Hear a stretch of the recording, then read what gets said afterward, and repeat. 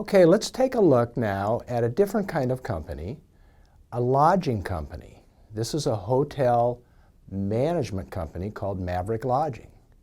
And we're going to use the Maverick Lodging case to expand our view of the sorts of measures and metrics that companies can use to make sure that their performance is aligned with their strategy. Let's start here at the top, as we always try to do, with understanding strategically what kind of a company are we dealing with. What business is Maverick in? We know they're in the lodging industry, but what are the relationships among the different parties that are the real players in this industry? Who are they? What are their roles? What are their respective contributions? And what outcomes do each of the players expect?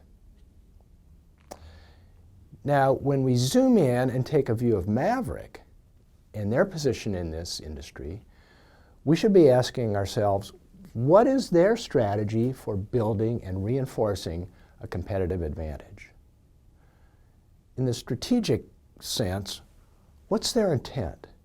What do they want to become?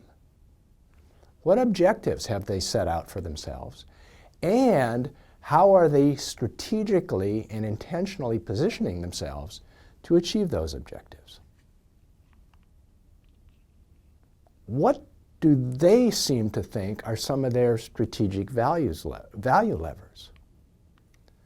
How important is this relationship they have with the hotel owners / investors?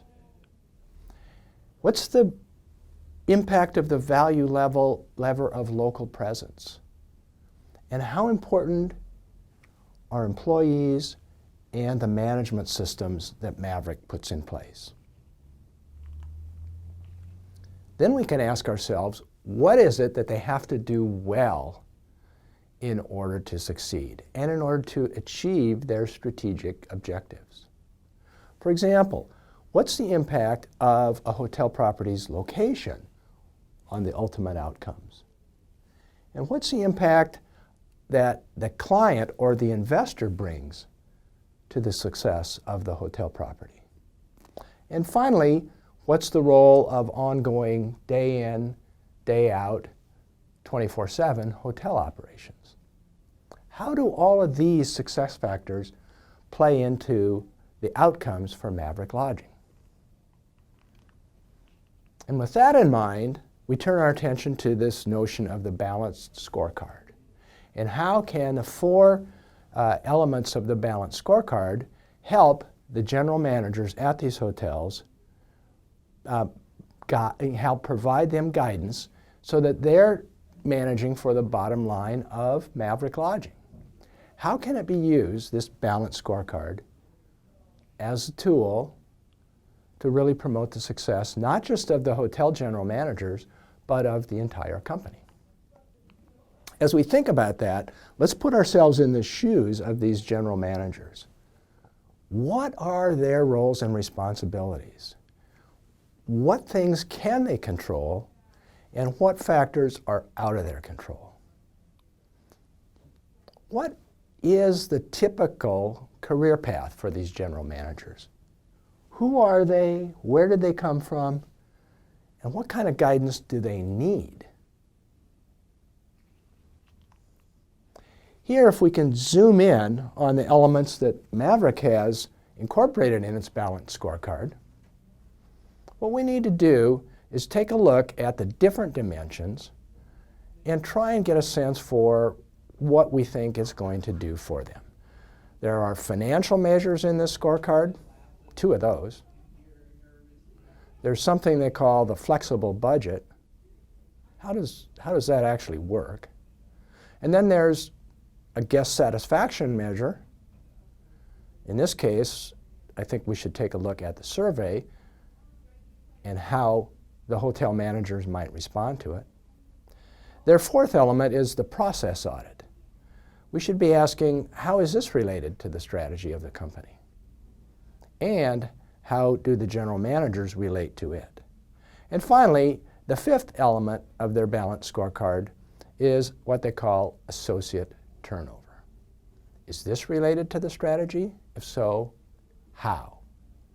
And what does it have to do with the relative experience of these hotel general managers?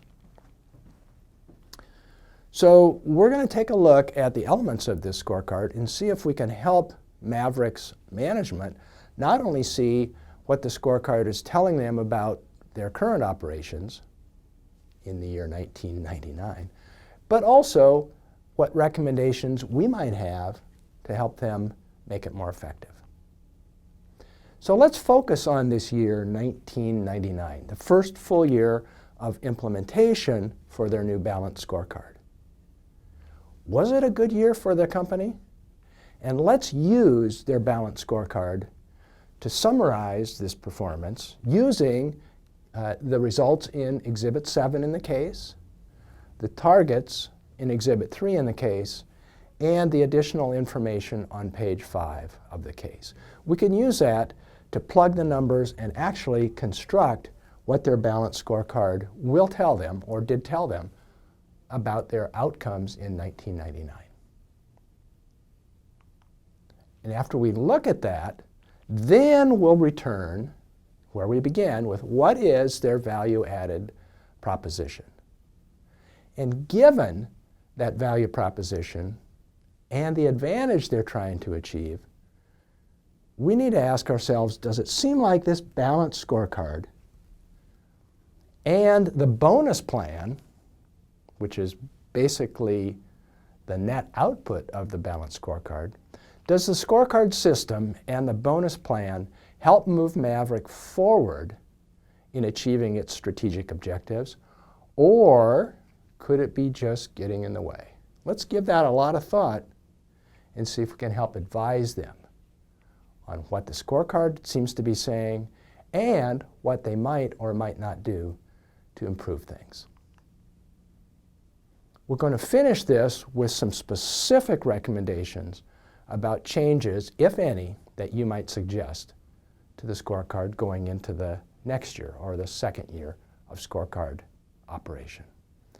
Let's have some fun with this. It's a little different than the other analyses and cases we've done to date because it's at a much more strategic level. We're now coming up and incorporating a number of metrics and measures from across the organization and trying to relate it to strategic intent.